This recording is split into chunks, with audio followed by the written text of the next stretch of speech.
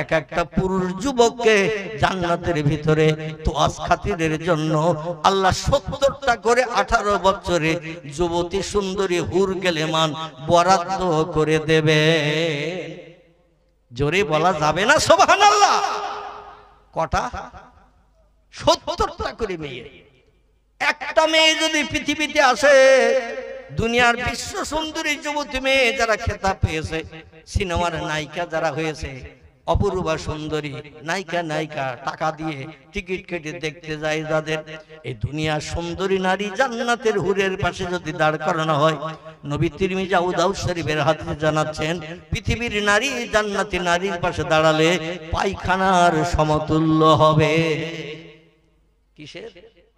পায়খানার মতো দেখাবে। পায়খানা যদি কাউরে বলা হয় হাত পাতো 500 দেব, পয়সা দিতে হবে না। হাত বার করবে কেউ? কেউ হাত বার করবে না। যদি বলে পয়সা দিতে হবে না, একটু হাত পাতো দেই 500 গ্রাম, নেবে না কেউ। কারণ পায়খানা 20টা দুর্গন্ধ পচা, হাতে লাগালে হাত নষ্ট হবে, নাকে দুর্গন্ধ পচা লাগবে। পায়খানা ধারে পাশে যেমন মানুষ যাবে না, জান্নাতে হুরদের এত সুন্দরীকে আল্লাহ বানিয়েছেন। কান্না হুন্না ইয়াকুত ওয়াল মারজান ফিহিন্না খায়রাতুন হিসান হুরুম মাকসুরাতুন ফিল খিয়াম। জোরে বলুন আল্লাহু আকবার। এত সুন্দর অপূর্বা সুন্দরী যুবতী, অস্পরা নারী আল্লাহ 18 বছরের যুবতী মেয়ে জান্নাতে বানিয়ে রেখেছেন। লক্ষ বছর পেরিয়ে গেল, একদিন বয়স বেশি হবে না, একদিন কম হবে না। প্রথম জান্নাতে ঢুকে যেমন 18 বছরের যুবতী সুন্দরী দেখবেন, 1 লক্ষ 2 লক্ষ বছর পরও একই রকম চেহারা থাকবে, চেহারার পরিবর্তন হবে না। আমাদের ছেলেদের যখন বিয়ে দেয়া হয়, দেখবেন বিভিন্ন জায়গায় ভালো পাত্রী দেখা হয়, সুন্দরী, শরীর স্বাস্থ্য ভালো, স্বাস্থ্যবান, লেখাপড়া জানে, পরিবেশ ভালো, বংশ ভালো, দেখে শুনে বিয়ে করে নিয়ে আসা হলো, বৌমাকে নিয়ে আসা হলো। 1-1.5 বছর পরে যখন ওই মেয়েটির গর্ভ থেকে একটা বাচ্চা ভূমিষ্ঠ হয়, মেয়েটার চেহারা বিয়ের আগের মতো থাকে। বাদুড়ে পেয়ারা খেলে যেমন ঘেবু মার্কা হয়, বাদুড়ে পেয়ারা খেলে যেমন ঘেবু মার্কা হয়, একটা বাচ্চা হয়ে গেলে মেয়েদের চেহারাটা ওই রকম ঘেবু মার্কা হয়। ঠিক না বল? জান্নাতের ভিতরে নারী পুরুষ জান্নাতে হুর গেলে মার, আর দুনিয়ার যুবক পুরুষেরা এদের বয়স করা হবে 24 বছরের। কথা বললাম, 24 বছরের যুবকদের বয়স করা হবে না। লক্ষ বছর পেরিয়ে গেল, বয়স একদিন বাড়বে না, একদিন কম হবে না, একই রকম বয়স থাকবে। আমার ভাইরা, এই যুবতী সুন্দরী হুরেরা 70টা করে এক একটা পুরুষের সেবা যত্নের দায়িত্ব পালন করবে। জোরে বলুন একটু সুবহানাল্লাহ। আচ্ছা, আমরা তাদের নিয়ে জান্নাতে থাকবো না, ঝগড়া হবে? কথা বলে আমার বাবাজি, বলছেন ঝগড়া হবে না। কসম বিল্লাহ, কথাটাই বাস্তব সত্য। দুনিয়ায় কোন লোকের যদি 4টে বউ থাকে, শরীয়তের বিধান আছে, ফানকিহু মা তাবা লাকুম মিনান নিসা মাসনা সুলাসা ওয়া রুবা। আল্লাহ বলেন একসঙ্গে 4টে নারীকে বিয়ে করে স্ত্রী বানিয়ে রাখতে পারো, আমি আল্লাহ তোমাদের জন্য বৈধ করেছি। তবে ফাইন খিফতুম, যদি তোমাদের ভয় হয়, যদি তোমাদের চিন্তা হয়, আল্লাহ তাআদেলু, সব স্ত্রীর সঙ্গে ব্যবহার সমান করতে পারবে না, কাউরে কাছে টানবে, কাউরে দূরে ঠেলে দেবে, কারোর জন্য বাজার থেকে ভালো মিষ্টি আনবে, কারো নসিবে পেসপুরিলেও জুটবে না, কাউকে বেনারসি সাউথ ইন্ডিয়ান স্বর্ণ কাতান শাড়ি এনে দেবে, আবার কারো নসিবে বিধবার শাড়ি সাদা খোল লাল পাড় জুটবে না। এমন ব্যবহারটা যদি তুমি দুনিয়ায় করো, কবরে আসলেই তোমারে গাপ কোটা করা হবে। কি কোটা? গাপ কোটা করা হবে। গম পেশাই করে আটা বানানো হয়, কবরে আসলে ওই অবস্থা করা হবে। বিয়ে করো, 4টি আপত্তি নাই, তবে সব বিবির সঙ্গে ব্যবহার সমান করতে হবে। কাউকে কাছে টানবে, কাউরে দূরে ফেলে রেখে দেবে, এটা করলে কিন্তু কবরে আসলে অ্যাকশন শুরু হয়ে যাবে। আর দুনিয়ায় যাদের 3-4টে স্ত্রী আছে, ও লোকটা 7 দোকানে রাত 11টা বেজে গেল, দেখবেন বাড়ি আসে না। ঠিক বললাম না ভুল বললাম? 4 দোকান থেকে রাত 11টা বেজে গেছে, বাড়ি আসে না। দোকানদার আব্দুর রহিম চাচা বলছে, খরিদ্দার টরিদ্দার নাই, আর কত সময় ঘুম কামাই করে বসে থাক, চল বাড়ি যাই। বলে চাচা বাড়ি যেতে হয় তুমি যাও, আমি তোমার 4 দোকানের বেঞ্চিতে ঘুমাবো। বলছে এখানে তো মশার উপদ্রব, মৌপোকার মতো তোরে সেকে ধরবে। বলে মশার কামড় খাওয়া ভালো, কিন্তু বাড়ি যাওয়া ভালো না। মশার কামড় খাওয়া ভালো, কিন্তু বাড়ি যাওয়া ভালো না।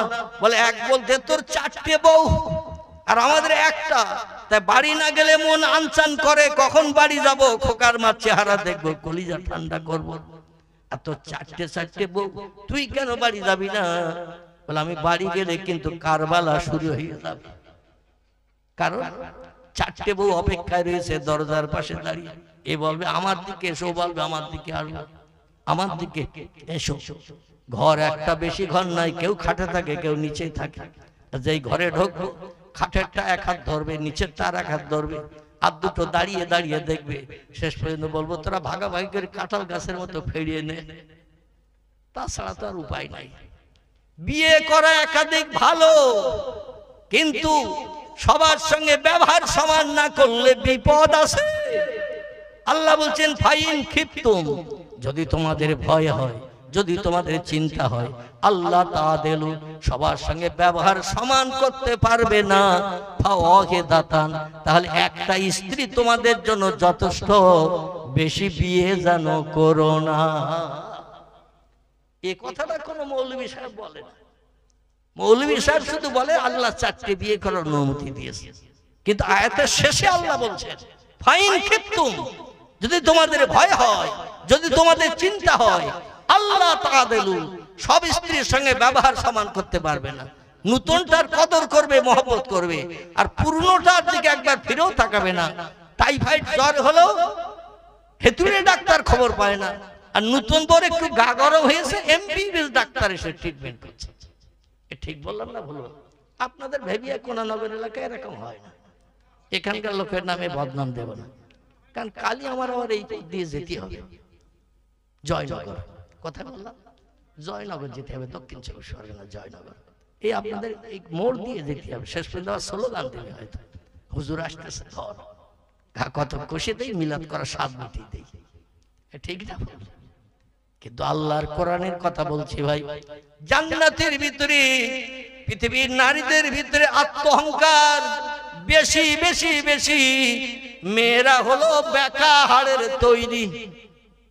কিসের? মেয়েরা হলো বেকা হাড়ের তৈরি। পুরুষদের এই বাম পাজরে একটা হাড় বার করে নিয়ে আল্লাহ নারী জাতি বানিয়েছিলেন, ছেলেদের থেকে মেয়েদের একটা হাড় বেশি।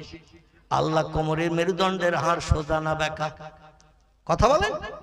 হাতের পোষা থেকে কনুই পর্যন্ত বেকা না সোজা? কনুই থেকে কাঁধ পর্যন্ত হাড় বেকা না সোজা? পায়ের এই হাঁটু থেকে নিয়ে পায়ের গোস পর্যন্ত বেকা না সোজা? হাঁটুর থেকে কোমর পর্যন্ত হাড় বেকা না সোজা? মেরুদণ্ডের হাড় বেকা না সোজা? সব সোজা।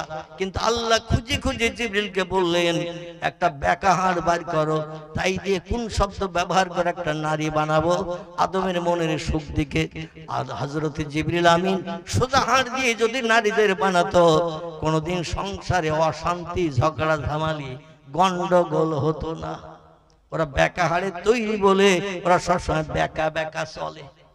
কোনানগরের মারা সব সোজা সোজা যায়, এখানকার মারা কোনোদিন বেকা চলে না। তো অধিকাংশ জায়গায় বেকা বেকা চলে। স্বামী সিদ্ধান্ত নেয় একরকম, স্ত্রী সিদ্ধান্ত নেয় আর এক রকম। স্বামী মনে মনে পরিকল্পনা করে একরকম, স্ত্রীর কাছে পরিকল্পনা পছন্দ হয় না, ওর পরিকল্পনা আলাদা রকম। স্বামী খেতে চাবে একরকম, স্ত্রী চিন্তা ভাবনা করে আর এক রকম খাবো। এই জন্য সব সময় মতদ্বন্দ্ব। এই মতদ্বন্দ্বকে ধৈর্য ধরে সবর করে যে বান্দা মানিয়ে নিয়ে সংসার চালাবে, আল্লাহ পাক তার জন্য রেখেছে অঢেল শান্তির জান্নাত। জোরে বলুন সুবহানাল্লাহ। আমার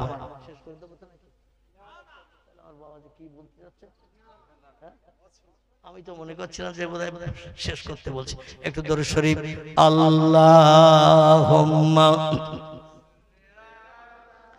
সাইয়্যিদিনা মাওলানা মুহাম্মদ ওয়া আলা আলি সাইয়্যিদিনা মাওলানা মুহাম্মদ। তাহলে রজব মাসের আগামী সোমবার দিন এবং মঙ্গলবারের দিন খুব সংক্ষেপ করে বলি, দুটি নফল রোজা রাখার চেষ্টা করবেন এবং সোমবারের দিনগত রাত পয়গম্বর মুহাম্মদ রাসূলুল্লাহর মেরাজের রাত, আল্লাহ রসুলের ঊর্ধ্ব গগন ভ্রমণের রাত, নবীজি সাল্লাল্লাহু আলাইহি সাল্লামের জীবনে সরাসরি আল্লাহর সঙ্গে দিদার দর্শন হয়েছিল জীবনে 53 বছর বয়সে। কত বললাম? 53 বছর বয়সে পয়গম্বরের যখন জীবনী চলছে মক্কা নগরীতে, মদিনায় নয়, মক্কা নগরীতে। রসুলের বয়স তখন 53।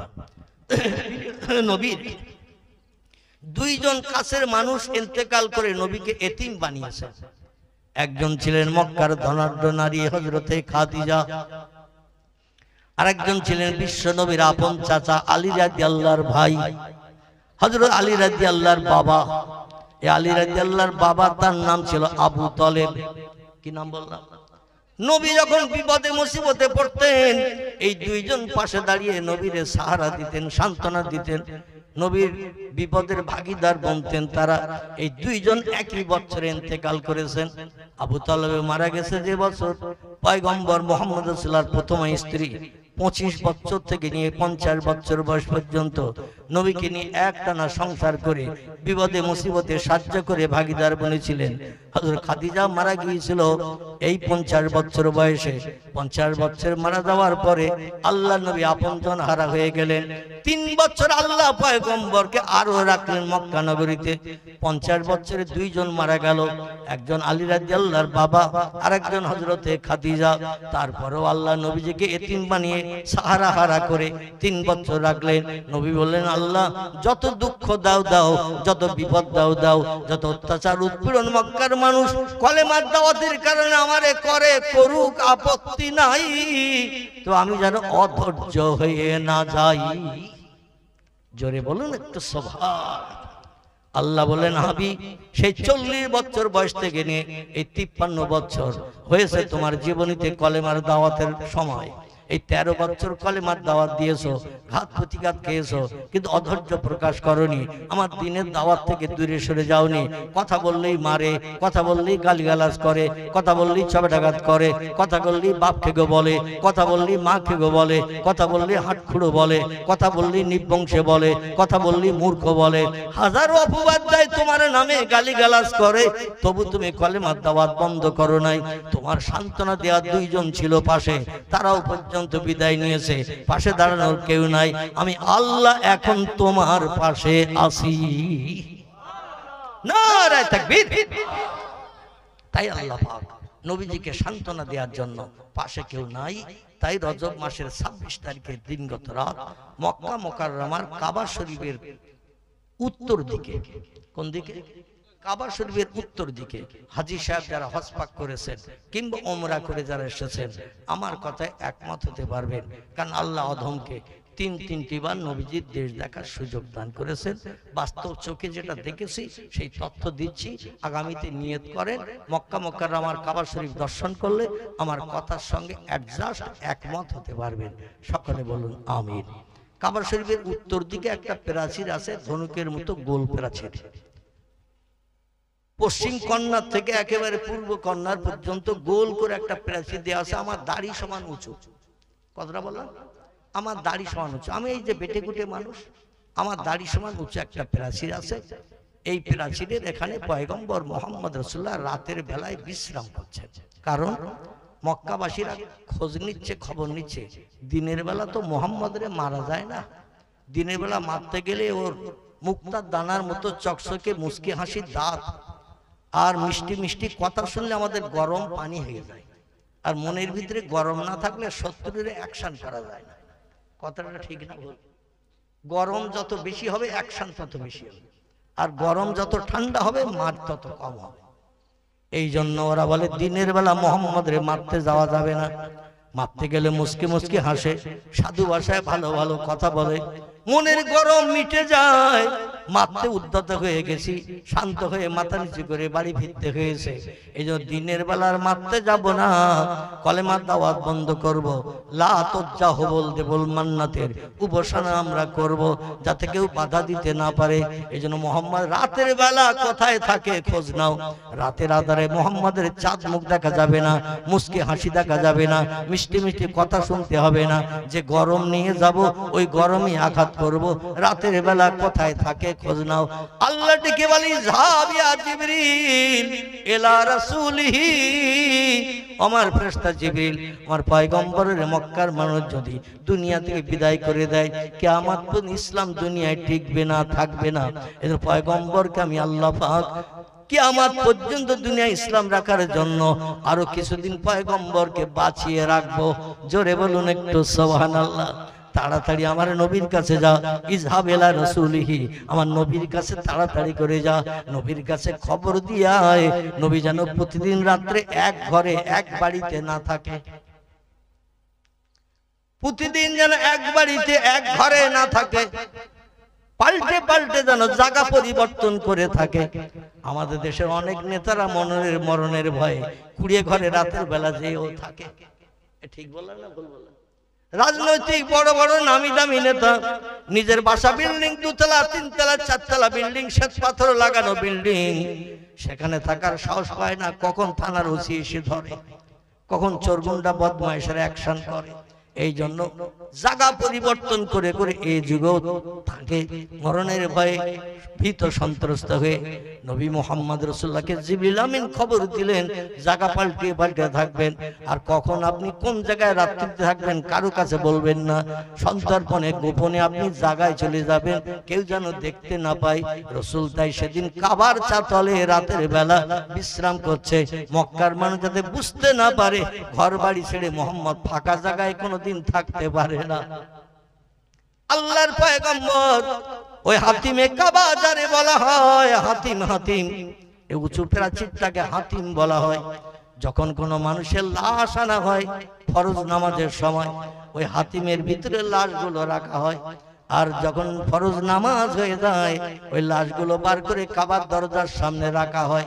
আর ইমাম সাহেব লক্ষ লক্ষ মানুষকে নিয়ে জানাজা নামাজ পাঠ করিয়ে মক্কার জান্নাতুল মুআল্লার কবরস্থানে দাফন করেন।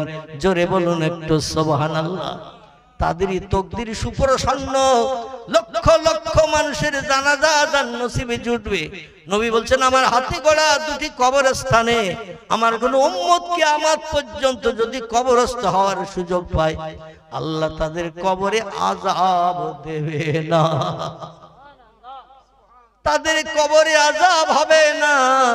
আমার হাতের স্পর্শের কারণে পরীক্ষকরা কবরে এসে পরীক্ষাও পর্যন্ত নেবে, তো আল্লাহর তরফ থেকে উত্তর দেয়া হবে। ওই বান্দা কিয়ামত অবধি কবরে শান্তিতে থাকবে নবীর হাতের ইজ্জতের খাতিরে। একটি কবরস্থানের নাম জান্নাতুল মুআল্লা, মক্কা শরীফে অবস্থিত। একটি কবরস্থানের নাম জান্নাতুল বাকি, 4 মাইল এরিয়া করে প্রাচীর দিয়ে ঘেরা। কতটা? 4 মাইল এরিয়া করে প্রাচীর দিয়ে ঘেরা। এই মাথায় দাঁড়ালে ও মাথার বড় বড় বয়স্ক লোকগুলো ছোট বাচ্চা পুতুলের মতো দেখায়।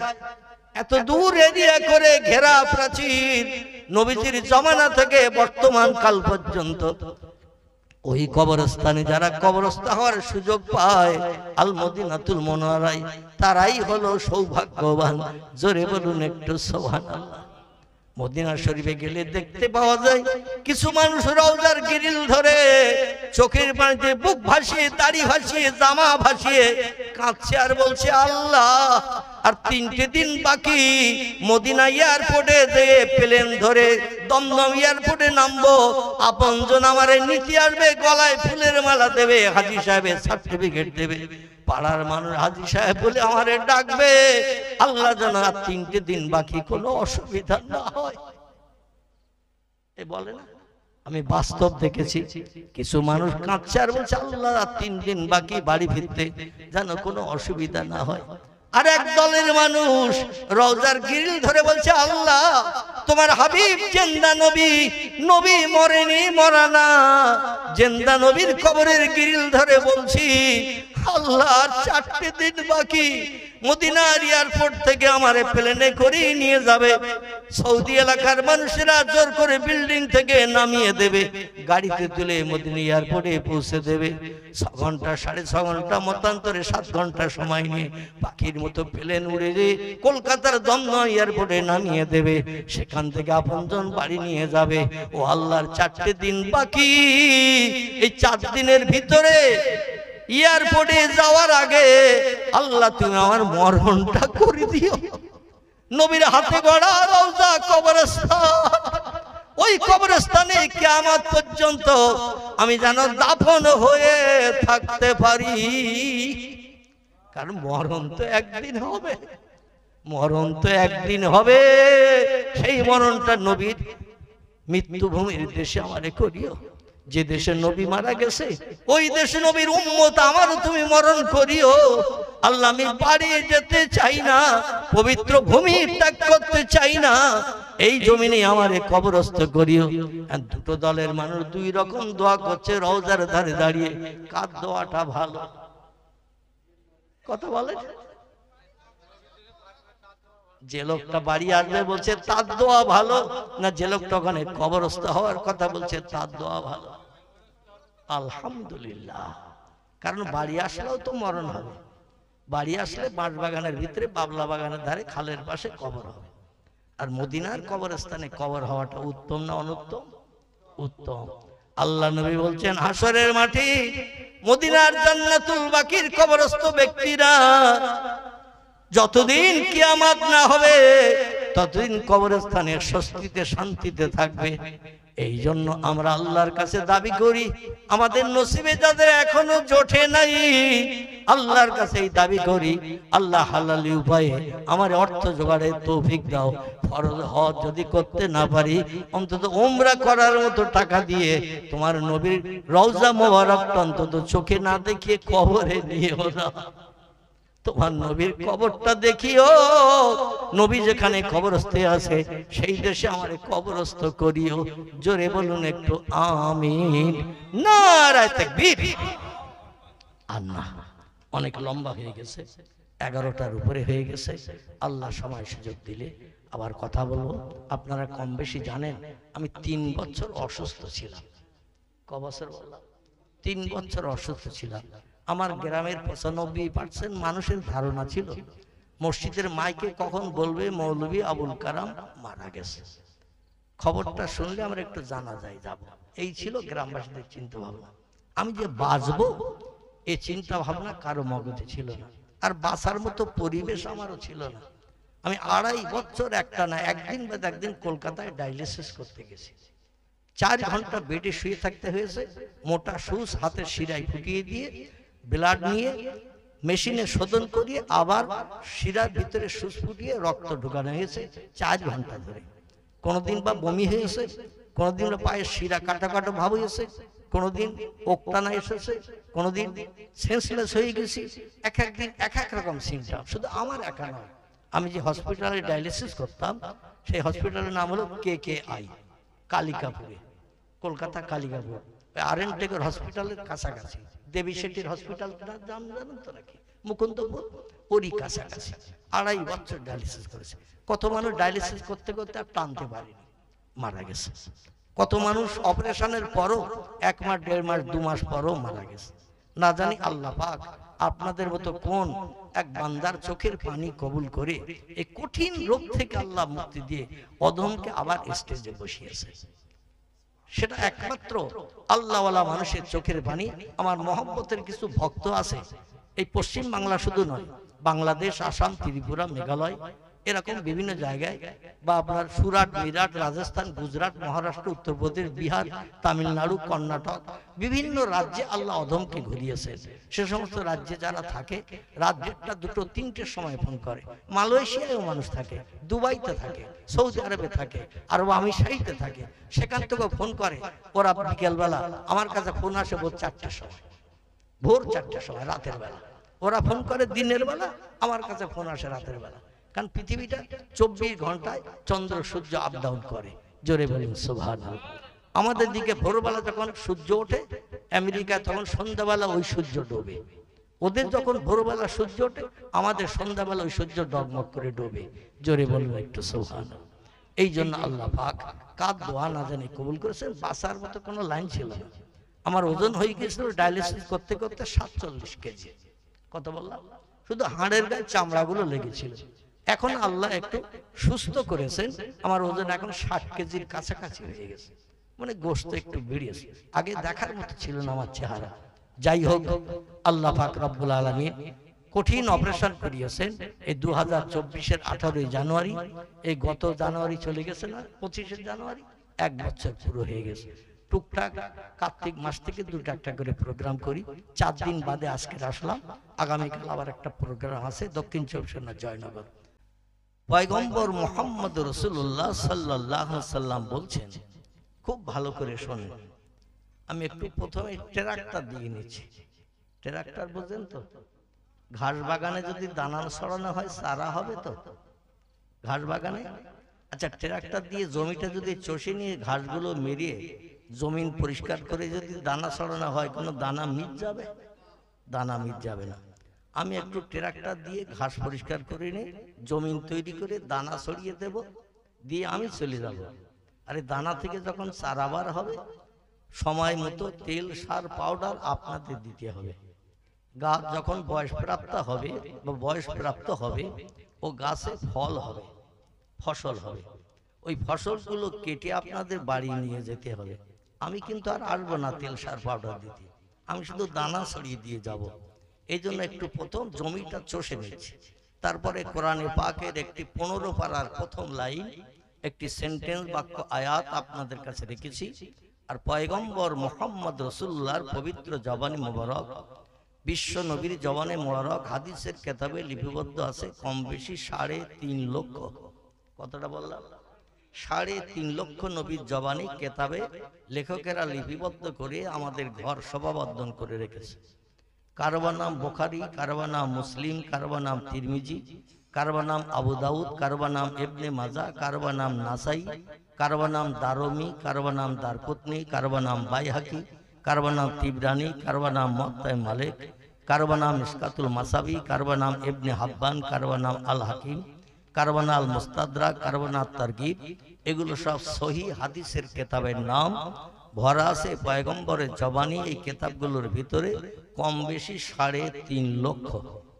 শরীয়তের ফতোয়ার কিতাব, কারবা নাম হেদায়া, কারবা নাম ফতোয়া দুররে মুহতার, কারবা নাম ফতোয়া মুহিত, কারবা নাম ফতোয়া শামী, কারবা নাম ফতোয়া জামে সগীর।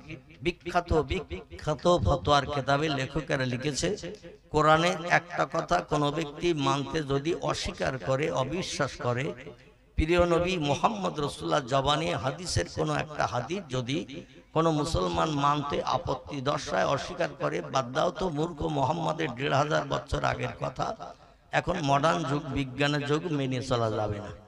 এরকম চিন্তা ভাবনা কোনো ব্যক্তি যদি মগজে নেয়, শরীয়তের সব ফতোয়ার কিতাবে লেখকেরা লিখেছেন ওই লোকটি আর মুসলমান থাকবে না, লোকটা কাফের হিসাবে বিবেচিত হবে। কি হবে? কাফের হবে। আচ্ছা, আমি আপনাদের কাছে একটা ছোট্ট প্রশ্ন রাখি। কথা বলতে আপত্তি আছে আপনাদের? কারণ বক্তা বক্তৃতা করে, বক্তৃতা করলে গরম হয়, ঠিক না ভুল? বক্তার ভিতরে গেঞ্জি টেঞ্জি সব ভিজে যায় কিন্তু বক্তৃতা করতে গেলে। আর শ্রোতা বসে বসে যদি শোনে, একটা না বসে বসে শুনলে কিন্তু শ্রোতা হিমালয় পাহাড় মার্কা হবে। কি পাহাড় বললাম? হিমালয় পাহাড়। এই পাহাড় ঠান্ডা না গরম? ঠান্ডা পাহাড়। তো আমি চাই না আপনারা এই শীতকালীন সময়, মাঘ মাসের শীতে বসে বসে হিমালয় পাহাড় হয়ে যান, বরফ মার্কা হয়ে যান। এই জন্য মাঝে মাঝে আমি দুটো একটা কথা জিজ্ঞাসা করব, উত্তর দেবেন। বক্তার মতো আপনারা কথা বললো আপনাদের শীত দূর হয়ে যাবে ইনশাল্লাহ। ঠিক বললাম না ভুল বললাম? তো কাফের যারা হবে তাদের ঠিকানা কোথায় হবে? আর একটু জোরে বলেন। আচ্ছা, জোরে বললে কি এখনই জাহান্নামে যেতে হবে? যেতে হবে না, কারণ মরণ না হওয়া পর্যন্ত জাহান্নামের নাম নিশানা গন্ধ নাই। মরণ না হওয়া পর্যন্ত জাহান্নামের নাম নিশানা গন্ধ নাই। তারপর মরণের পরে আপনজনের খবর দিতে হবে, তারা আসবে, গোসল করানো হবে, জানাজা পড়ানো হবে, তারপরে কাঁধে করে কবরে নিয়ে যাওয়া হবে। কবরে নিয়ে দাফন করে আপনজন চলে আসবে, পরীক্ষকেরা এসে পরীক্ষা নেবে, যদি আপনি পাশ করতে পারেন জান্নাতি শান্তি চলবে, আর পরীক্ষা যদি ফেল করেন কিয়ামত পর্যন্ত কবরে জাহান্নামের গরম হাওয়া দেয়া হবে। তাহলে কবরে না যাওয়া পর্যন্ত অ্যাকশন নেই, ঠিক কি না? তো এখন তো বেশি আসি যখন, তাহলে এখন তো জাহান্নামের কথা জোরে বললেও অসুবিধে নাই।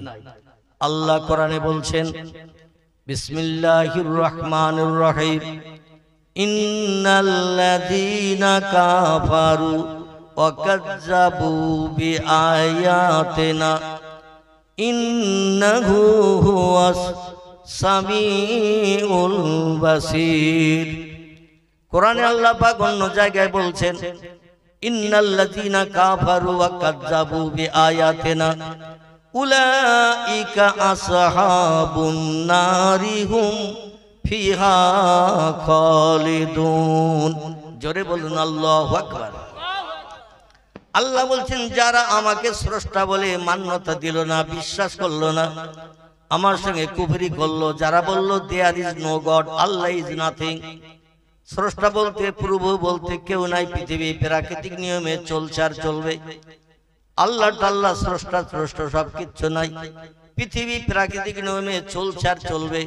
প্রতিদিন সূর্যোদয় হয়, সূর্য অস্তমিত হয়, পূর্ব দিকে ওঠে, পশ্চিম দিকে ডোবে, দৈনন্দিন নদীতে জোয়ার ভাটা হয়, ও কারণ নেতৃত্ব মানে না, এমনি এমনি দৈনন্দিন হয়, হাওয়া এমনি এমনি দক্ষিণে হয়, উত্তরে হয়, ও চালানোর কোনো মালিক নাই। কিছু মানুষ প্রভু মানে না, স্রষ্টা মানে না, আমরা স্রষ্টা আছে মানি না। আল্লাহ বলছেন, যারা আমাকে স্রষ্টা বলে প্রভু বলে মানে না, কুল সিরু ফিল আরদ, আমাকে তোমরা যারা মানো না, আমি তোমাদের বলছি একটু ঘরের বারান্দা ছাড়ো, ঘর ছাড়ো, বিবি বাচ্চা ছাড়ো, আমার পৃথিবীর জমিনে একটু বেরিয়ে পড়ো, দুনিয়ায় একটু বেরিয়ে পড়ো।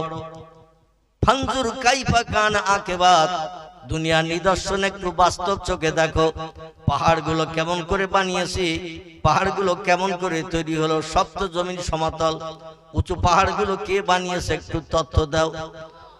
আটলান্টিক মহাসাগর, প্রশান্ত মহাসাগর, বঙ্গোপসাগর, ভারত মহাসাগর, লোহিত সাগর, আরব সাগর, যেখানে শুধু পানি আর পানি, হাজার হাজার মাইল শুধু পানি আর পানি।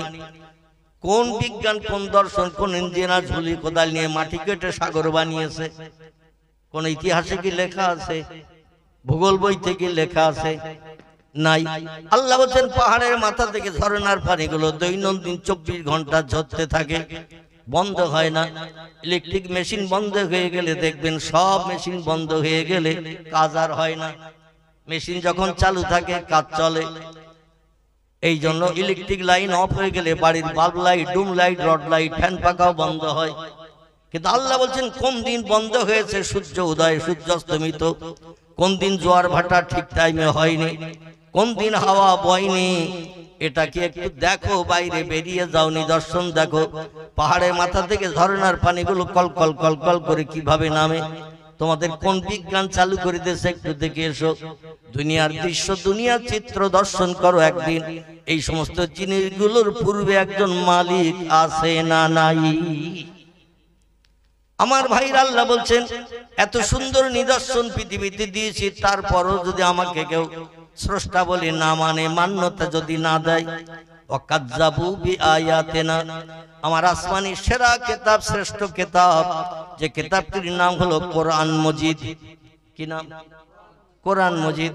তাফসীর কারকেরা তাফসীরের ভিতরে লিখেছেন, তাফসীরে রুহুল বায়ান, তাফসীরে মাওজিহুল কোরআন, তাফসীরে বায়ানুল কোরআন, তাফসীরে বাইজাবি, তাফসীরে কাশফ, তাফসীরে জালালুল কোরআন। আল্লামা কুরতুবী রাহমাতুল্লাহি আলাইহি তাফসীরে কুরতুবী, বিখ্যাত তাফসীরে কিতাবে লিখেছেন, ও দুনিয়ার মানুষ তোমরা শোনো, আল্লাহ পাক রব্বুল আলামিন তিনি যে আসমানি সেরা কিতাব পৃথিবীতে পাঠিয়েছেন, কিতাবটির নাম দিয়েছেন আল্লাহ পাক 39টির মতো। কটি? আল্লাহর নাম এসে কোরআন পাকে 99টির মতো।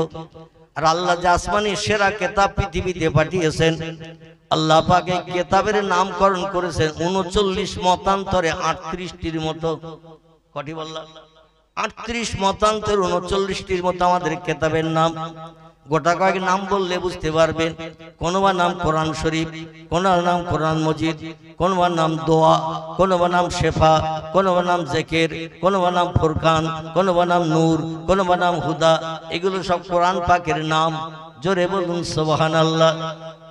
সেই কোরআন পাকের ভিতরে আল্লাহ পাক বলছেন, ও পৃথিবীর মানুষ তোমরা শোনো, যারা আমাকে স্রষ্টা বলে মানবে না, আমার কোরআনের কথাগুলো যারা বিশ্বাস করবে না, উলাইকা আসহাবুন নার, তারাই হবে জাহান্নামের ইন্ধন, তারা হবে জাহান্নামের কাঠ। অহম ফিহা খালিদুন, আর যুগ যুগ ধরে জাহান্নামের আগুনে তারা দগ্ধ হবে। লা ইয়ামুতু ওয়ালা ইয়াখরিস ফিহা, জাহান্নামীদের জাহান্নামের আগুনে পুড়ে মরণ কোনোদিন হবে না, এবং কোন বন্ধু এসে কোনোদিন জাহান্নামের আগুন থেকে কাউকে বাইরে বারো করবে না। দুনিয়ার আগুনে পুড়লে মানুষ মারা যায়, জীবজন্তু পুড়লে মারা যায়, গাছপালা পুড়লে ছাই হয়ে যায়, কিন্তু জাহান্নামের আগুনে দগ্ধ হবে যারা, যে আগুন পৃথিবীর আগুনের থেকে 69 মতান্তরে 70 গুণ কঠিন। দুনিয়ার আগুনের রং হলো লাল, আর জাহান্নামের আগুন 3000 বছর জ্বালিয়ে জ্বালিয়ে গাঢ় করে রং করা হয়েছে কালো। কি রং? জাহান্নামের আগুন 3000 বছর জ্বালিয়ে জ্বালিয়ে রং করা হয়েছে কালো, আর পৃথিবীর আগুনের রং হলো লাল। জাহান্নামের আগুনের থেকে কিঞ্চিত আগুন নিয়ে পাথরে আল্লাহ দান করেছিলেন জিবরিল আমিন মারফত। এই জন্য দুই পাত্রে ঘর্ষণ করলে চকমকি বার হয়। ওতে দেখবেন তুলা টোলা ধরলে, হালকা জিনিস ধরলে আগুন ধরে যায়। আল্লাহ আগুন সরাসরি কিন্তু দেয় নাই, পাথরে দান করেছিলেন। তাই পৃথিবীর আগুনে কেউ পুড়তে চায় নাকি? দুনিয়ার আগুন হলো নরমাল আগুন, আল্লাহ জাহান্নামের আগুন হলো কঠিন আগুন। আল্লাহ বলছেন সেই আগুনে যখন তোমাদের জ্বালানো হবে, কুল্লামা নুদিজাত জুলুদুহুম বাদদালনাহুম জুলুদান গায়রাহা লিয়াযুকুল আযাব। জোরে বলুন আল্লাহু আকবার। আল্লাহ বলছেন অপরাধী যারা সাব্যস্ত হবে, কোরআন বিশ্বাস করবে না, আমি আল্লাহ আমাকে স্রষ্টা বলে যারা মান্যতা দেবে না, ওয়াল ইয়াউমিল আখির, পরকাল বলে একটা লম্বা জিন্দেগি রয়েছে, যে জিন্দেগির শেষ নাই, যে জিন্দেগির শেষ নাই। সব জিনিসের শুরু এবং শেষ আছে, কিন্তু জান্নাত জাহান্নামীদের কোনো শুরু শেষ নাই। জোরে বলুন একটু আমিন। শুরু আছে জান্নাতের, শুরু আছে জাহান্নামের, কিন্তু শেষ নাই, অটোমেটিক চলবে। লা ইয়ামুতু, মরণ কোনদিন জাহান্নামীদের হবে না। আবার জান্নাতে যারা সুখ ভোগ করবে তাদেরও কোনদিন জান্নাতের ভিতরে মরণ বুড়ো হয়ে হবে না। দুনিয়ায় বুড়ো হয়ে মরণ হবে না, হবে না। বয়স বৃদ্ধ হয়ে গেলে 80, 90, 95, 100, 110, 7 বছর বয়স হলে ওই এমনি এমনি মরবে না, মরবে না। 1000 ডাক্তার দেখালেও বাঁচবে। তাই যদি হতো তাহলে ডাক্তারেরা যারা FRCS London first class first pass করে এসেছে, ওরা তো সব ওষুধের নাম জানে। তাহলে বুড়ো হয়ে গেছে, ওরা তো ওষুধ ব্যবহার করে বেঁচে থাকতে পারতো 6000 বছর, কি পারতো না? ওরা তো ওষুধ ব্যবহার করে 6000 বছর বেঁচে থাকতে পারতো। যে রোগ হবে সেই রোগের ওষুধ ব্যবহার করবো, মরবো কেন? আল্লাহ বলছেন কুল্লু নাফসিন যায়িকাতুল মাউত, প্রত্যেকটি প্রাণীর মরণের স্বাদ চাখানো হবে। মরণের হাত থেকে কেউ নিষ্কৃতি পাবে না। তবে কিন্তু জান্নাত জাহান্নামে যারা যাবে, জান্নাতীদের কোনোদিন মরণ হবে না, জাহান্নামীরা আগুনে পুড়লেও কোনোদিন মরণ হবে না। এই জন্য আল্লাহ কোরআনে বলছেন কুল্লামা নুদিজাত জুলুদুহুম, আগুনে যখন অপরাধীদের নিক্ষেপ করা হবে, গায়ের গোশত চামড়াগুলো পুড়িয়ে পুড়িয়ে কয়লার মতো ঝরিয়ে ঝরিয়ে ফেলা হবে। বাদদালনাহুম জুলুদান গায়রাহা, আবার নতুন নতুন গোশত চামড়া আমার হুকুমে তাদের গায়ে তৈরি হবে। আল্লাহ বলছেন ইন্নামা আমরুহু ইজা আরাদা শাইয়ান আইয়াকুলা লাহু কুন ফায়াকুন। জোরে বলুন একটু আল্লাহু আকবার। কোরআন শুনতে অসুবিধা আছে নাকি? যদি বলেন অসুবিধা তাহলে লাইন ঘুরিয়ে দেব, মানে স্টার্টিং এখন আমার হাতে। যদি বলেন হুজুর কেচ্ছা কাহিনী বলেন তাহলে অন্যদিকে ঘুরিয়ে দেব। আর যদি কোরআন হাদিসের কথা শুনতে ভালো লাগে তাহলে কিছু সময় বলি নাকি, শেষের দিকে একটু ঘটনা বলবে। ঘটনার কথা শুনলে মানুষের একটু আগ্রহ জন্মে, শুনতে ভালো লাগে, ঠিক কি না? কিন্তু যে মজলিসে কোরআন হাদিসের আলোচনা হয় না, আমি বলি ওই মজলিসটা হলো শুকনো মজলিস। কি মজলিস? শুধু কেচ্ছা কাহিনী গজল পড়িয়ে মজলিস জমিয়ে 1 পয়সা লাভ নেই, ওতে 1 পয়সা সওয়াব হবে না। কি হবে না? 1 পয়সা সওয়াব হবে না। কোরআনের একটা অক্ষর পাঠ করলেই 10টা সওয়াব। নবীর মহব্বতে একবার দরুদ শরীফ পাঠ করলেই 10টা সওয়াব। জোরে বলুন সুবহানাল্লাহ। সুবহানাল্লাহ বললেই প্রতিটি অক্ষরের বিনিময়ে 10টা করে সওয়াব। আলহামদুলিল্লাহ বললে প্রতিটি অক্ষরের বিনিময়ে 10টা করে সওয়াব। আজকে এসেছি আমরা সওয়াব নিতে, ঠিক কি না? কারণ হাসরের মাঠে যেদিন হাজির হব, ইয়াউমা ইয়াফিরুল মারউ মিন আখিহি ওয়া উম্মিহি ওয়া আবিহি ওয়া সাহিবাতিহি ওয়া বানিহি ওয়াল আখির। আল্লাহ বলছেন যেদিন হাসরের মাঠে সবাইকে এক জায়গায় করব, সেদিন স্বামী স্ত্রীকে চিনবে না, স্ত্রী স্বামীকে চিনবে না, বাপ ছেলেরে চিনবে না, ছেলে বাপরে চিনবে না, ভাই বোনের কাছে পরিচয় দেবে না, বোন ভাইয়ের কাছে পরিচয় দেবে না, সন্তান বাপের কাছে পরিচয় দেবে না, বাপ সন্তানের কাছে পরিচয় দেবে না, বন্ধু বান্ধব আপনজন কেউ কারো দিকে ফিরেও তাকাবে না। সেদিন যার সেই নিজের জ্বালায় ব্যস্ত হয়ে মাথা উঁচু করে হাসরের মাঠে দৌড়াবে। সেই দিনের জন্য কিছু পুঁজি দুনিয়ায় বেঁচে থাকতে আমাদের নিয়ে যাওয়ার দরকার আছে না নাই?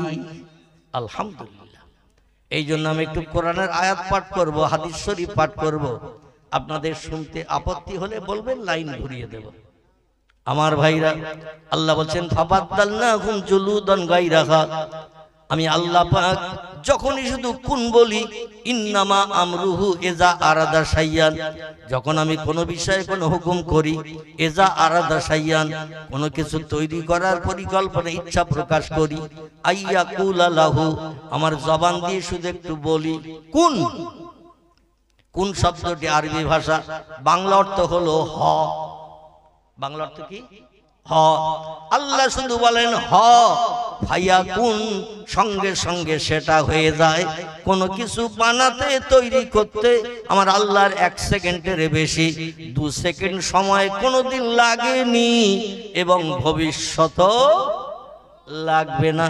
কেউ যেন ধারণা করবেন না আমরা 100 বছর 107 বছর বয়স হয়ে গেলে লাঠি ছাড়া চলতে পারি না, বুড়ো হয়ে যায়, শরীরে রক্ত তেজ কম হয়ে যায়, চামড়া ঢিলে হয়ে যায়। আল্লাহ বোধহয় 10,000 20,000 বছর বয়স আল্লাহর হয়ে গেছে বা তারও বেশি হয়ে গেছে। আল্লাহ তো সলিমউদ্দিন চাচা, আব্দুল করিম দাদা, আব্দুর রহমান ভাইয়ের থেকে আরো বেশি জয়ী বুড়ো হয়ে গেছে। এমন ধারণা কি করব নাকি? আল্লাহ বলছেন বুড়ো তোরা হবি, আমি আল্লাহ কোনদিন বুড়ো হই না এবং হবে না। তার কারণ তোদের খেতে হয়, ঘুমাতে হয়, পেশাব করতে হয়, পায়খানা করতে হয়, স্বামী স্ত্রীর মিলন করতে হয়। আমি আল্লাহ ওই সব বিষয় থেকে মুক্ত। এই জন্য পূর্বে যেমন ছিলাম এখনো তেমন আছি, ভবিষ্যতেও তেমন থাকবো। না বুড়ো হবে, তেমন থাকবেন। এই জন্য শক্তি ক্ষমতা পাওয়ার আল্লাহর আগে যেমন ছিল এখন কম হয়ে গেছে। আল্লাহ বলছে ইন্নাল্লাহা আলা কুল্লি শাইইন কাদির। আমি অতীতে যে শক্তির অধিকারী ছিলাম বর্তমানেও সেই শক্তির অধিকারী আছে। ভবিষ্যতে তোদের নাতি নাতকুর যারা দুনিয়ায় বসবাস করবে তখন আমি একই শক্তিতে অধিষ্ঠিত থাকব। জোরে বলুন একটু সুবহান। আল্লাহ শুধু বলবেন কোন, হ, সঙ্গে সঙ্গে গায়ের গোশত চামড়া গুলো জাহান্নামের আগুনে পুড়ে যখন ঝরে পড়ে যাবে। বডির একটা জিনিস জাহান্নামের আগুনে পুড়বে না। খুব ভালো করে কোরআনগরের ভাইরা একটু মগজ ধোলাই করে শুনুন। দেহের একটা জিনিস আল্লাহর জাহান্নামের কঠিন আগুনে পুড়বে না, সেটা হলো দেহের ভিতরের হাড়ের স্ট্রাকচার। আমাদের এই যে চামড়ার গোশতের ভিতরে হাড়ের স্ট্রাকচার আছে না নাই? 200 খানার মতো হাড় দিয়ে আল্লাহ পাক বডিটা বানিয়েছেন স্ট্রাকচার করে। এই হাড়ের উপরে গোশত চামড়া দিয়ে কভারিং করা। এই গোশত চামড়া গুলো জাহান্নামের আগুনে পুড়িয়ে ঝরে যাবে, হাড়ের স্ট্রাকচারটা রয়ে যাবে। আর ওই স্ট্রাকচারের গায়ে আল্লাহ শুধু বলবেন কোন, সঙ্গে সঙ্গে আবার নতুন গোশত চামড়া তৈরি হয়ে যাবে। লিয়াযুকুল আযাব, ও বান্দা বান্দিরা, আর নতুন নতুন আযাবের স্বাদ চাখতে থাকবে কোটি কোটি বছর ধরে। তাহলে সেই আগুন থেকে আমাদের বাঁচার চিন্তা ভাবনা আছে না নাই? সেই আগুন থেকে বাঁচতে গেলে আল্লাহর কোরআনকে মান্যতা দিতে হবে। কোরআনে যে সমস্ত নিষেধাবলী করেছেন সেগুলো থেকে দূরে সরে থাকতে হবে। কোরআন যেগুলো আমাদের বাস্তব জীবনের রূপদানের কথা বলেছেন, যতদিন বেঁচে থাকবো সেগুলো জীবনের সঙ্গে প্রতিফলিত করে আমল করে হাসরের মাঠে হাজির দিতে হবে। আল্লাহ যেন সেই তৌফিক আমাদের সকলকে দান করেন। সকলে বলুন আমিন। পয়গম্বর মোহাম্মদ রাসূলুল্লাহকে আল্লাহ 1,00,000 মোতাবেক 2,24,000 পয়গম্বরের ভিতরে সেরা করে বানিয়েছিলেন, যাকে সাইয়্যিদুল আম্বিয়া বলা হয়েছে। কি বলা হয়েছে? সাইয়্যিদুল আম্বিয়া। সব নবীদের সর্দার, সব নবীদের নেতা করে তারে বানানো হয়েছে। শুধু পয়গম্বরের এই মর্যাদা আল্লাহ পাক দেন নাই, বরং পয়গম্বর মুহাম্মদ রাসূলুল্লাহর উম্মত দিগকে সব নবীর উম্মতের থেকেও আল্লাহ সেরা করে বানিয়েছে। একটু জোরে বলা যাবে না সুবহানাল্লাহ? মুসা নবীর উম্মতেরা হাসরের মাঠে দাঁড়িয়ে থাকবে, দাউদ নবীর উম্মতরা হাসরের মাঠে দাঁড়িয়ে থাকবে সূর্যের রৌদ্রতাপে।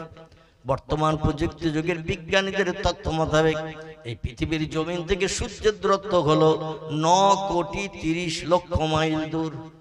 কত দূর? 9,30,00,000 মাইল দূর। বৈশাখ জ্যৈষ্ঠ মাসে যখন আলো দেয়, পুকুরের পানিও পর্যন্ত গরম হয় না? হয় না? বৈশাখ জ্যৈষ্ঠ মাসের প্রচন্ড গরম, যখন সূর্য তাপ দেয় পুকুরের পানিও গরম হয়ে যায়, ঠিক কিনা? আর সূর্য সেদিন মানুষের মাথার উপরে নেমে আসবে হাসরের মাঠে। ইয়াউমা তাকুমুস সাত, যেদিন দুনিয়া ধ্বংসলীলা শুরু হয়ে যাবে। ইজা তুলিয়া শামসে মাগরিবিহা, পশ্চিম দিক থেকে গাছের মাথা দিয়ে ডগমগ করে সূর্য একদিন উঠবে। ও গুরুবের শামসে মাশরিকিহা, সূর্য সেদিন পূর্ব দিকে ডুবতে থাকবে। সময় লাগবে 50 আলফা সানা মিম্মা তাউদ্দুন। আল্লাহ নবী বলছেন সেদিন সূর্য উদয় হয়ে ডুবতে সময় নেবে 50,000 বছরের সমান। এখন একটা দিন গুনি কত সময় ধরে? কত ঘন্টা? ঘুমিয়ে পড়েছে? ঘুমিয়ে যদি পড়ে তাহলে দোয়া করে দেই। আর যদি বলেন এখনো ঘুম লাগেনি হুজুর, তাহলে দু চার কথা বলবো। আপনার একটু ইতিকাফের নিয়ত ভেঙে দেন। কিসের নিয়ত? ইতিকাফ কি মাসে হয়? রমজান মাসে হয়, তাও প্রথমের দিকে না, রমজানের শেষ দশকে, ঠিক কি না? 7 দিন মতান্তরে 10 দিন মসজিদের কোণে সলিমউদ্দিন চাচা, আব্দুল করিম দাদা, আব্দুর রহমান ভাই লোটা কম্বল নিয়ে 10 দিন 7 দিনের মতো চিন্তা ভাবনা নিয়ে এক কোণ দখল করে বসে থাকে। আচ্ছা, কেউ যদি এসে বলে চাচা আসরের আজান হয়ে গেছে, আর চাচা বলি এখনো মুয়াজ্জিন আসেনি, ইতিকাফ থাকবে? যদি বলে এখনো মুয়াজ্জিন আসেনি, আজান হয়নি, ইতিকাফ থাকবে? থাকবে না। কেউ যদি এসে বলে চাচা মসজিদের 2 তলায় ইফতারি তৈরি হচ্ছে, তুমি তো নিচের তলায় আছো, বয়স্ক মানুষ, চাচা তোমার ইফতার দিয়ে গেছে, আজান হতে তার 10 মিনিট বাকি। চাচা যদি বলে কেউ তো এখন ইফতার আনিনি, ইতিকাফ হবে? আচ্ছা, সেই নিয়ত করে বসেছেন আপনারা? যদি বলে কথা বললি ইতিকাফ ভেঙে যাবে, তাহলে আর বলতে হবে না। তবে ইতিকাফের মাস আসতে এখনো দেরি আছে কিনা? এই মাস চলছে, মাসের নাম হলো রজব। রজবের পরে আসবে একটি মাস, তার নাম হলো শাবান। শাবানের পরে আসবে একটি মাস, সেই মাসে ইতিকাফের গন্ধ পাওয়া যাবে, ঠিক কি না? তাহলে এখনো কম বেশি 2.5 মাসের মতো বাকি, কিছু কম বেশি। এই জন্য এখন নিয়ত করতে হবে না, একটু নিয়ত ভেঙে দেন, তাহলে আমার কিছু দিতে সুবিধা হবে, আপনাদের নিতেও সুবিধা হবে। সকলে বলুন আমিন। আরো জোরে বলুন আমিন। আমার ভাইরা, আল্লাহ পাক রব্বুল আলামিন জানাচ্ছেন, ও বান্দারা, আমি যেদিন সূর্য উদয় করব পশ্চিম দিক থেকে, পূর্ব দিকে অস্তমিত করব, সেদিন 50,000 বছরের সময় লাগবে একটা দিন। সকালবেলা সূর্য উদয় হয়ে সন্ধ্যাবেলা ডুবে যায়, এটা ক ঘন্টা? 12 ঘন্টা। কিন্তু একটা দিন গণনা করা হয় কত ঘন্টা? 24 ঘন্টা। আলহামদুলিল্লাহ, 24 ঘন্টার দিন গণনা করা হয়। রেল স্টেশনে যাবেন, দেখবেন, এয়ারপোর্টে যাবেন, ওখানে কিন্তু 12 ঘন্টার দিনের কোনো ঘড়ি নাই। ওখানে 12-র পরে 13, 13-র পরে 14, 14-র পরে 15, এইভাবে 24 পর্যন্ত গোনা হয়। 6 থেকে 24, 24-এর পরে আবার একটা থেকে গণনা হয়। মানে 24 ঘন্টা একটা দিন, 12 ঘন্টা half day half night. Half half এক করা হয় 24 ঘন্টায় দিন। এই 24 ঘন্টার দিন আল্লাহ পাক সেদিন বানাবেন 50,000 বছরের সমান একটা দিন। সূর্য উঠবে তার ডুববে না, এখনকার মতো সূর্য দ্রুত চলবে না, আস্তে আস্তে কচ্ছপের মতো, পিঁপড়ের মতো, সারপোকার মতো, উকুনের মতো আস্তে আস্তে যাবে। কারণ একই দিনে আল্লাহ তাম পৃথিবীর মানুষের হিসাব নিকাশ শেষ করবেন। জোরে বলুন সুবহানাল্লাহ। আল্লাহ বোধহয় পারবে না, বোধহয় নাকি? অতীতে আগে মানুষ ছিল, বর্তমানে আছে, ভবিষ্যৎ নাতি নাতকুর আবার জন্ম নেবে। এই সমস্ত পৃথিবীর মানুষ অতীত থেকে ভবিষ্যৎ যত মানুষ জন্ম নেবে সব মানুষকে আল্লাহ পাক হাসরের মাঠে হাজির করাবেন। আর একটা দিনেই প্রত্যেকের আমলনামার হিসাব নিকাশ হবে। ওয়াকিমুল ওয়াজনা বিল কিসতে ওয়ালা তুকসিরুল মিজান। সেদিন চুলচেরা বিচার করা হবে। শস্য দানা পরিমাণ বাড়তি ফ্যাসিলিটি মিজানের দাড়ি পাল্লায় কাউকে দেয়া হবে না। আবার শস্য দানা পরিমাণ বিপদে কোনো ব্যক্তিকে ফেলা হবে না। পাপের পাল্লায় শস্য দানা পরিমাণ চাপিয়ে মণিকাটা ঝোকানো হবে না। যে যেমন আমল নিয়ে যাবে তার আমলের প্রতিদান সূক্ষ্ম বিচার হবে। মণিকাটা যার সবের দিকে ঝুঁকে যাবে সে জান্নাতে সাব্যস্ত হবে, আর মণিকাটা যার পাপের দিকে ঝুঁকে যাবে সেই লোকটি জাহান্নামে সাব্যস্ত হবে। জাহান্নামে যে ব্যক্তিটি হবে, আল্লাহ বলেন বান্দা দুনিয়ায় 65 বছর বেঁচে ছিল, 72 বছর বেঁচে ছিল, আমি আল্লাহ আমার মুয়াজ্জিনের আযানে কান দেয়নি, রমজান মাসে রোজা রাখেনি, সকাল সন্ধ্যা কোরআন তেলাওয়াত করেনি, সত্য কথা বলেনি, মিথ্যার আশ্রয় নিত, মানুষকে গালিগালাজ করত, মানুষের গালে চপেটাঘাত করত, কটু কথায় মানুষকে গালিগালাজ করত, বিধবা নারীর দরজার করা রাত 1টায় যেয়ে নাড়া দিত, স্বামী মারা গেছে, স্বামী নাই, ছোট্ট বাচ্চা নিয়ে বিধবা নারী ঘরে বসবাস করে, রাতের গভীরে টাকার বিনিময়ে জীবন যৌবনের প্রদানে বৃদ্ধি করে আসে। পাড়ার মানুষ কেউ জানে না, কেউ দেখে না, ও মনে করে কোনো অসুবিধা নাই। আল্লাহ কি ঘুমায় নাকি?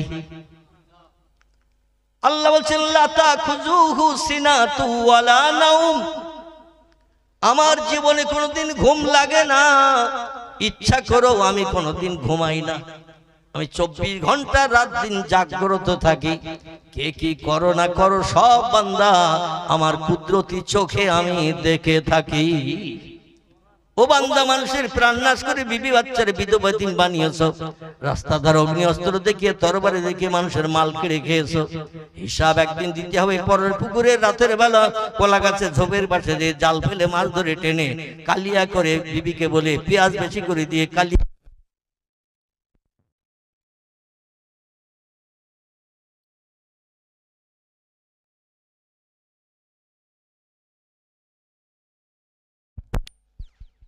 মাওলানা ও আমিনা তোমার ঘরে, ও আমিনা তোমার ঘরে নূরের আলো জ্বাললো কে? চন্দ্র সূর্য হার মানিল সেই আলোরই রোশনীতে। চন্দ্র সূর্য যে আলোতে হার মানিয়া গেল, সেই নবীরই মোহাব্বতে দরুদ মোমিন পড়ো। আল্লাহুম্মা সাল্লি আলা সাইয়্যিদিনা মাওলানা মুহাম্মদ ওয়া আলা আলে মাওলানা মুহাম্মদ। তাহলে প্রিয় নবী মুহাম্মদ রাসূলুল্লাহ এই মাসের শেষ লগ্নে 26শে রজব দিনগত রাত, কত বললাম? এই রজব মাসের 26 তারিখ দিনগত রাত সূর্য বর্তমান কোথায় আছে? পৃথিবীর বিজ্ঞানীরা বলছে নীল আকাশের নিচে সূর্য ঘুরে বেড়াচ্ছে। বলছে না বলেনি? ভূগোল বইতে তথ্য দিয়ে আছে। চাঁদও ভাসমান, সূর্যও ভাসমান নীল আকাশের তলায়। আবার বিজ্ঞানীরা বলছে বহুদূর ফাঁকা, তাই নীল মতন দেখায়, আকাশ বলতে কিচ্ছু নাই। বর্তমান প্রযুক্তি যুগের উচ্চ শিক্ষিত বিজ্ঞানীদের দেয়া তথ্য। তারা বলছে বহুদূর ফাঁকা, তাই নীল মতন দেখায়, আকাশ বলতে কিচ্ছু নাই। আল্লাহ কোরআনে সূরা বাকারায় 1400 সাড়ে 1400 বছর আগে তথ্য কোট করেছেন মগজ সাফ করার জন্য। হুয়াল্লাযী খালাকা সাবআ সামাওয়াতিন তিবাকা। জোরে বলুন আল্লাহু আকবার। কোরআনের সূরা বাকারে আল্লাহ বলছেন, ও দুনিয়ার মানুষ, আমি তোমাদের সেই মহান স্রষ্টা, সেই মহান প্রভু। আমি মাঝে মাঝে ফাঁকা দিয়ে দিয়ে আকার বানিয়েছি 7টা। কটা?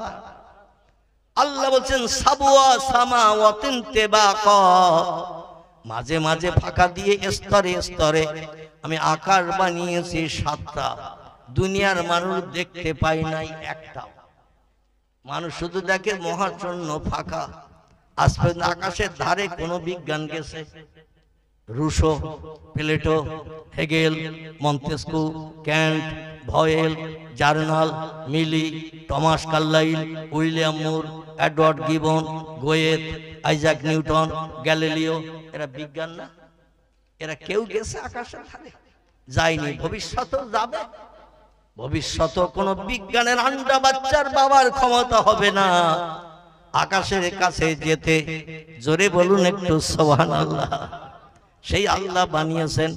পয়গম্বর মুহাম্মদ রাসূলুল্লাহ সাল্লাল্লাহু আলাইহি ওয়াসাল্লাম বলছেন, মান সামা ইয়াউমার রজব, যদি কোন ব্যক্তি রজব মাসে একটা নফল রোজা রাখে, কামা সামাদ দাহরা কুল্লাহু, ও যেন সারা বছর রোজা রাখলো। জোরে বলা যাবে না সুবহানাল্লাহ? রজব মাসে আমার কোন উম্মত যদি একটা নফল রোজা রাখে, কামা সামাদ দাহরা কুল্লাহু, ও যেন সারা বছর রোজা রাখলো। সারা বছর রোজা রাখার সব একটা রোজা রাখার কারণে দৈনন্দিন আল্লাহ তার নামালে থলিতে লিপিবদ্ধ করে দেবে। শুধু তাই নয়, আল্লাহ নবী বলছেন, সামান নাহারা ওয়া কিয়ামুল লাইল, দিনের বেলা রোজা রাখো রজবের মর্যাদার খাতিরে। ওয়া কিয়ামুল লাইল, রাতের বেলা বিবি বাচ্চা নিয়ে কোরিয়ান কম্বল মুড়ি দিয়ে রজব মাসে ঘুমিয়ে থেকো না। পাপ মুক্তি যদি পেতে চাও, হাসরের মাঠে নেকির পাল্লা যদি ভারী করতে চাও, রজব মাসে রাতের বেলা বিবি বাচ্চার মায়া ছেড়ে দিয়ে শান্তির শয্যা বিছানায় লাথি মেরে দুনিয়ার ব্যবসা বাণিজ্যের চিন্তা ভাবনা মগজ থেকে দূর করে দিয়ে যায় নামাজে একটু কিয়ামুল লাইল দাঁড়িয়ে যাও। যায় নামাজে দাঁড়িয়ে যাও। কেন? আল্লাহ কোরআনের 28 মনতান্তরে 29 পারায় তথ্য দিয়েছেন, এ দুনিয়ার মানুষেরা তোমরা শোনো, ফাতাহাজ্জাদ বিহি নাফিলাতাল্লাক আসা আইয়াব আসাকা রাব্বুকা মাকামাম মাহমুদা। জোরে বলুন একটা আল্লাহু আকবার। আল্লাহ বলছেন, আমি 5 ওয়াক্ত নামাজ ফরজ করেছি আমার দুনিয়ায় বাস করতে গেলে, আমার নেয়ামত খেতে গেলে, আমার অনুদান, বিবি বাচ্চা নিয়ে সংসার জীবনে সুখ ভোগ করতে গেলে 5 ওয়াক্ত নামাজ তোমাদের আদায় করতেই হবে। কারণ আমি আল্লাহ মালিক বানিয়েছে পৃথিবী, সুজলা সুফলা করেছি আমি, জমিন বানিয়েছি আমি চাষবাসের জন্য, ফসলের উৎপন্নের জন্য, সুন্দরী সুন্দরী নারী বানিয়েছি আমি জীবন যৌবনে ক্ষুধা নিবৃত্তির জন্য। আমার মাটি পড়িয়ে বিল্ডিং পালাখানা তৈরি করে আয়েশ আরামে ঘুমাচ্ছ, এই জন্য একটু খাজনা দিতে হবে, ট্যাক্স দিতে হবে। সেই জন্য দৈনন্দিন মুয়াজ্জিনের আযানের মর্যাদা দিয়ে 5 ওয়াক্ত নামাজ আদায় করতে হবে। এটা হলো আমার দুনিয়ায় বাস করার জন্য তোমার প্রতিদান। আর আমাকে যদি রাজি করতে চাও, আমাকে যদি খুশি করতে চাও, আমার আপন যদি হতে চাও, একটু বাড়তি নামাজ আদায় করতে হবে। কি করতে হবে? বাড়তি নামাজ আদায় করতে হবে। এই বাড়তি নামাজের নাম হলো ইশরাকের নামাজ, বাড়তি নামাজের নাম হলো চাশতের নামাজ, বাড়তি নামাজের নাম হলো আওয়াবিনের নামাজ, বাড়তি নামাজের নাম হলো তাহাজ্জুদ। ফাতাহাজ্জাদ বিহি, রাতের গভীরে দুনিয়ার সব সৃষ্টি যখন বিবি বাচ্চা নিয়ে দেহের ক্লান্তি দূর করার জন্য ঘুমিয়ে পড়ে, ওই সময় একটু জায়নামাজে দাঁড়িয়ে যাও, আমার জামন্দির জন্য একটু তাহাজ্জুদের নামাজ আদায় করো। 4 রাকাত মতান্তরে 6 রাকাত তোমরা তাহাজ্জুদের নামাজ পড়ো, নফল নামাজ পড়ো। এ রাতের ঘুম হারাম করে বিবি বাচ্চার মায়া ছেড়ে শান্তির শয্যা বিছানায় লাথি মেরে আমার জামন্দির জন্য, আমার সঙ্গে সম্পর্ক গাঢ়তর তৈরির জন্য ঘুমকে হারাম করে যে ব্যক্তি নামাজে দাঁড়িয়ে যায়, আমি আল্লাহ তারে আপন বানিয়ে নেই। জোরে বলুন একটু সুবহানাল্লাহ। নবী যেই জন্য বলছেন, মান কানা লিল্লাহ কানাল্লাহু লাহু, যে লোকটি আল্লাহর আপন হয়ে যায় আল্লাহ তার আপন হয়ে যায়। আর একটু জোরে হবে না? যে ব্যক্তি মান কানা লিল্লাহ, যে লোকটি আল্লাহর আপন হয়ে যায়, কানাল্লাহু লাহু, আল্লাহ তার আপন হয়ে যায়। আর আল্লাহ যার আপন হয়ে যায়, বিপদে মুসিবতে, দুঃখে দুর্দশায়, অভাবের সমস্যায়, রোগে শোকে সাহায্যের জন্য মেম্বারের কাছে যেতে হবে তো নাকি? প্রধানের কাছে যেতে হবে তো নাকি? এমএলএর কাছে দরখাস্ত নিয়ে যেতে হবে তো নাকি? থানার ওসির কাছে যেতে হবে নাকি সমস্যার সমাধানের জন্য?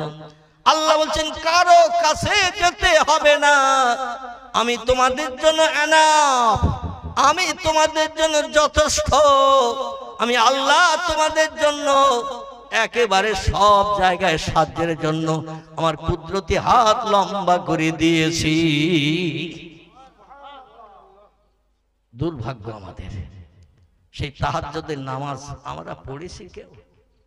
আল্লাহ কোরআনের 28 মতান্তর 29 পারায় তত্ত্ব দিয়েছেন, ফাতাহাজ্জাত বিহি নাফিলাত। আল্লাহ যদি লাভ পেতে চাও, তোমরা লাভবান যদি হতে চাও, তাহাজ্জুদের নামাজ আদায় করো।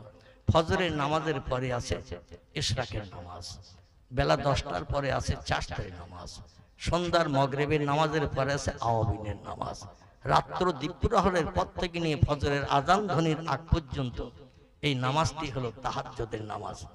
দুনিয়ায় যত নবী এসেছে অধিকাংশ নবী তাহাজ্জুদের নামাজ পড়েছে। পৃথিবীতে যত ওলিয়া উলিয়া জন্মগ্রহণ করেছে, পিরানি পীর দস্তগীর মহিউদ্দিন, আব্দুল কাদের জিলানী হুজুর থেকে নিয়ে বর্তমান কাল পর্যন্ত যত ওলিয়া উলিয়া গওস কুতুব নকিব আবদাল এই পৃথিবীতে জন্ম নিয়েছে, প্রত্যেকটি আল্লাহর ওলি বান্দারা রাতের ঘুম হারাম করে তাহাজ্জুদের নামাজ আদায় করে আল্লাহরে আপন বানিয়েছেন। আর আল্লাহর যারা আপন বানিয়েছেন তারা সাহায্য থানার ওসির কাছে চায় না, মেম্বারের কাছে চায় না, প্রধানের কাছে চায় না, এমএলএর কাছে যায় না, গ্রামের মোল্লার কাছে যায় না। কোন বিপদ মুসিবতে পড়লে সাহায্য চায় কার কাছে? আল্লাহর কাছে চাই। পৃথিবীতে যত পয়গম্বরের আগমন হয়েছে, পয়গম্বররা দ্বীনের দাওয়াত দিতে যে বিপদে পড়েছে না পড়েনি? কথা বলে। পয়গম্বরেরা দ্বীনের দাওয়াত দিতে যে মারধর, অত্যাচার, উৎপীড়ন, নির্যাতন পয়গম্বরদের সহ্য করতে হয়েছে না হয়নি? পয়গম্বরাই চরম বিপদে পড়ে বিপদের সময় যখন আর কোনো উপায় নাই সাহায্য চেয়েছে কার কাছে? আল্লাহ ফিরিয়ে দিয়েছে তো। কোন পয়গম্বরকে আল্লাহ ফেরত দেননি। পয়গম্বরের দোসর হলো ওলি আউলিয়ার দল। এই ওলি আউলিয়ারা যখন বিপদে মুসিবতে সমস্যায় পড়েছে হাত পেতেছে কার কাছে? আল্লাহর কাছে। আল্লাহকে ওলি আউলিয়াদের অপমান করেছে? ওলি আউলিয়াদের আল্লাহ অপমান করেনি। আমরা তো আল্লাহরই চিনি না। আমাদের তো মেম্বার আছে, গ্রামের মোড়ল আছে, প্রধান আছে, এমএলএ আছে, এমপি আছে, প্রধানমন্ত্রী আছে, মুখ্যমন্ত্রী আছে, থানার ওসি আছে, অমুক তমুক আছে। কেন আল্লাহর কাছে হাত পাতবো? দুনিয়ার মানুষ মানুষের উপকার করতে সময় লাগে, কিন্তু আল্লাহর কোনো বান্দার উপকার করতে সময় লাগে নাকি? কথা বলতে দেরি, আল্লাহর উপকার আসতে দেরি নাই। কথা বলতে দেরি, সাহায্য চাইতে দেরি, কিন্তু আল্লাহর রহমত আসতে 1 সেকেন্ডের জায়গায় 2 সেকেন্ড সময় লাগে না। জোরে বলুন একটু সুবহানাল্লাহ। আসুন একটু সামনের দিকে এগিয়ে যাই, তাহলে তত্ত্বটা বোঝার সুবিধা হবে। শেষ করে দেব, একটু বলতে হবে এখন। আমার ভাইরা, এই রজব মাসের পবিত্র রাত, সেই রাত্রির নাম হলো 26 তারিখের দিনগত রাত, লাইলাতুল মেরাজ। আরবি ভাষায় বলা হয়েছে, ফার্সি ভাষায় শবে মেরাজ বলা হয়েছে, বাংলা ভাষায় বলা হয়েছে ঊর্ধ্ব গগন ভ্রমণ। কি ভ্রমণ? ঊর্ধ্ব গগন ভ্রমণ। এটি আগামী সোমবার দিনগত রাত, বিশ্ব নবী লাইলাতুল মেরাজের রাত, মঙ্গলবারের দিন। এই জন্য 2টি নফল রোজা যদি রাখতে পারেন, আল্লাহ পাক 1 বছর রোজা রাখার সব আপনার নামাওয়ালে দান করে দেবেন। যদিও নবীজি একটি রোজার কথা হাদিস শরীফে বলেছেন, কিন্তু ইহুদিরা কোনো ভালো ভালো পার্বণ আসলে, ভালো ভালো দিন আসলে ইহুদিরা একটা করে রোজা রাখতো। নবী বললেন, ইহুদি এবং খ্রিস্টানেরা আমাদের শত্রু, ওয়ালা তাত্তাখিজুল আউলিয়া ইয়াহুদান নাসারা। নবী বলছেন, ও আমার উম্মতেরা তোমরা শোনো, ওয়ালা তাত্তাখিজুল আউলিয়া, ওদের সঙ্গে যে কোনোদিন দোস্তি করবে না, ওদের সঙ্গে বন্ধুত্ব করবে না, ওদের যেন কোনোদিন আপন ভাববে না। দুটি জাতিকে আপন যেন জীবনে ভাববে না, কারণ ওরা হলো তোমাদের চিরশত্রু, চির দুশমন। তারা হলো ইহুদি এবং খ্রিস্টান। কথাটা সত্য, কোরআনের কথা না মিথ্যা? কোরআনের কথা সত্য, তার বাস্তব প্রমাণ এই 2023-24 আপনার ইতিহাস আলগা করে দেখেন, 1 কোটিও মানুষ নাই ইসরায়েলের দেশে। কতটা বললাম? 1 কোটিও নাই, তার থেকে কম। ইসরায়েল ইহুদিদের একটি দেশ। তাম পৃথিবীতে বর্তমান 255-56টির মতো দেশ তৈরি হয়েছে। এক একটা দেশ ভেঙে ভেঙে সব ছোট ছোট হচ্ছে। আগে দেশ ছিল 228টি। কত বললাম? তাম পৃথিবীতে দেশ ছিল 228টি। Japan, German, England, Holland, Poland, Italy, Brazil, Thailand, Singapore, Burma, Rangoon, Hindustan, Pakistan, Bangladesh, Afghanistan, Iraq, Iran, Kuwait, Jordan, আরব, পারস্য, তুরস্ক, Libya, Nigeria, Indonesia, Malaysia, Sri Lanka, Burma, Tajikistan, Kazakhstan, Balochistan, Azerbaijan, Armenia, Saudi আরব, আরব আমিরশাহী, শাম, সিরিয়া, মরক্কো, ইয়ামান, বুলগেরিয়া, আছে না এইভাবে দেশ? 228টা দেশ ছিল আগে। এখন এক একটা দেশ ভেঙে ভেঙে ছোট হওয়ার কারণে এখন 255 থেকে 56টা দেশ আছে তাম পৃথিবীতে। এই 255-56টা দেশের ভিতরে ইহুদিদের দেশ মাত্র একটা। কটা বললাম? ইহুদিদের দেশ মাত্র একটা। সেই দেশটির নাম হলো ইসরায়েল। 1 কোটি মানুষও নাই, তার থেকে কিছু কম, কয়েক লক্ষ কম আছে। কিন্তু তারা প্যালেস্টাইন, গাজা ভূখণ্ডের মুসলমানদের আজ কয়েক বছর ধরে অত্যাচার, উৎপীড়ন, নির্যাতন করে, বুলেটের গুলি দিয়ে, এমন করে বোমা নিক্ষেপ করে, নারীদের, ছোট ছোট বাচ্চা শিশুদের হাজারো হাজার প্রাণ নাশ করে তারা কলিজা ঠান্ডা করছে। আর ওদের মোহব্বতের বন্ধু পৃথিবীর 2-3টি দেশ। একটি দেশের নাম আমেরিকা, একটি দেশের নাম ইংল্যান্ড, একটি দেশের নাম জাপান, একটি দেশের নাম জার্মান, হল্যান্ড, পোল্যান্ড, এই রকম খ্রিস্টানীদের দেশ। ওদের সঙ্গে বন্ধুত্ব করে রেখে হাজার হাজার অগ্নি অস্ত্র যন্ত্রপাতি সাহায্য করছে। আর ইসরায়েল থেকে বোমা নিক্ষেপ করছে মুসলমানদের ঘাড়ে। মুসলমানদের দেশটির নাম হলো প্যালেস্টাইন। কি নাম বললাম? প্যালেস্টাইন। এই প্যালেস্টাইনের একটি জায়গাটির নাম হলো গাজা শহর ভূখণ্ড। সেইখানে আকাশপথে বোমা নিক্ষেপ করে করে নারীদের প্রাণ নাশ করছে, বাচ্চাদের প্রাণ নাশ করছে। এমনকি পৃথিবীর 3টি পুরানো মসজিদের ভিতরে একটি মসজিদ, যে মসজিদে পয়গম্বর মুহাম্মদ রাসূলুল্লাহ 2,24,000 মতো পয়গম্বরকে পিছনে নিয়ে, যে মসজিদে মেরাজের রাত্রিতে ইমামতি করে সব নবীদের ইক্তেদা করিয়ে উম্মত বানিয়ে, মুক্তাদি বানিয়ে আকাশ পাড়ি দিয়েছিলেন। জোরে বলুন সুবহান। নবী যে সব নবীদের সেরা। ইমাম জনগণের থেকে সেরা না কম দরজার? ইমাম যিনি মসজিদে মেহরাবের ভিতরে ঢুকে নামাজ পড়ায়, জুমার নামাজ, এর মর্যাদা আমরা তো দিতে চাই না, কিন্তু আল্লাহ ইমামদের মর্যাদা কোটি কোটি গুণে শ্রেষ্ঠ করেছেন। জোরে বলুন সুবহান। এই মসজিদটার ভিত গড়েছিলেন দাউদ নবী, বাকি কাজ জিনদের দিয়ে শেষ করেছিলেন পয়গম্বর সুলাইমান। যে মসজিদে একসঙ্গে 1,75,000 মানুষ বাজামাত নামাজ আদায় করতে পারে। আপনাদের গ্রামের মসজিদের থেকে ছোট তো নাকি? আপনাদের গ্রামের মসজিদ থেকে 1,75,000 মানুষ যে মসজিদে একসঙ্গে জামাতে নামাজ আদায় করতে পারে। এই মসজিদটা দীর্ঘদিন হাজার হাজার বছর ধরে মুসলমানদের হস্তগত ছিল। এই মসজিদে 1 রাকাত নামাজ পড়লে 25 মতান্তরে 50,000 রাকাত নামাজ পড়ার সব আল্লাহ বান্দার নামামলে লিপিবদ্ধ করে। জোরে বলা যাবে না একটু সুবহান। বর্তমানে সেই মসজিদটি ইহুদিরা দখল করে রেখেছে। দীর্ঘদিন এই মসজিদে মদ ঢেলে বসে বসে খাচ্ছে।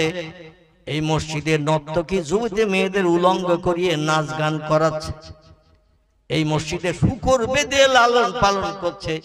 মুসলমানদের মসজিদে আর যেতে দেয় না। মুসলমানেরা মসজিদে আল্লাহর ইবাদত করতে গেলে বেশি সওয়াবের আশায় বিবি বাচ্চা বিধবা এতিম করে দিচ্ছে, আর ঘরে ফিরতে দেয় না। আমি আপনাদের কাছে বলবো, অপেক্ষা করুন, আল্লাহ যদি দীর্ঘস্থায়ী হায়াত দেয়, এই মুসলমানদের হাতে আল্লাহ মসজিদ আবার ফেরত দেবে। কারণ মুসলমানদের চোখের পানি আল্লাহ দরবারে বড় প্রিয়, পবিত্র এবং পছন্দনীয়। আল্লাহ বলছেন, ফালিয়াদহাকু কালিলা ওয়ালিয়াবকু কাসীরা। ও বান্দা বান্দিরা, আমার সঙ্গে যদি সম্পর্ক গাঢ়তর করতে চাও, আমার সাহায্যের আশা যদি করতে চাও, দুটি কাজ একটু কম বেশি করে করে নাও। কটি? দুটি কাজ একটু কম বেশি করে করে নাও। একটি কাজ হলো ফালিয়াদহাকু কালিলা, হাসি তামাশা একটু কম কম করে করিও। ওয়ালিয়াবকু কাসীরা, আর চোখের পানি আমার কাছে একটু বেশি বেশি করে ফেলিও। আমি চোখের পানি বড় ভালোবাসি, চোখের পানি বড় পছন্দ করি। বান্দাদের হাসি ঠাট্টা গল্প গুজব আমি আল্লাহ পছন্দ করি না। নবী বলছেন, দুনিয়া হলো কান্নার জায়গা, হাসির জায়গা হলো আল্লাহর জান্নাত। জোরে বলা যাবে না সুবহানাল্লাহ।